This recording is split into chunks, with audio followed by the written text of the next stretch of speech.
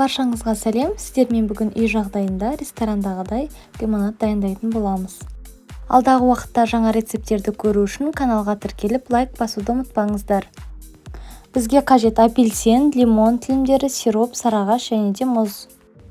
Апельсиннің 2 данасы жеткілікті. Осылайша 4 тілімге бөліп аламыз.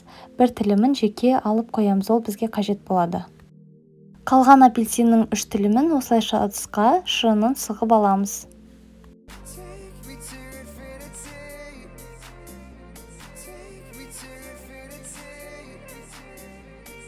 Менде 1 кеседей шықты. Ыдысымызға құйып аламыз.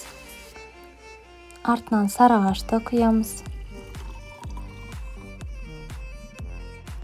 Апельсин шырынына арналған сироп құямыз. Және де мұз саламыз. Ең соңында бағана қалған апельсиннің бір бөлігін турап, және де лимон тілімдерін салып, барлығын жақсылап араластырамыз.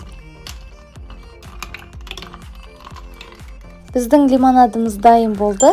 Дәмі өте керемет, дәл ресторандағыдай. Міндетті түрде жасап көріңіздер.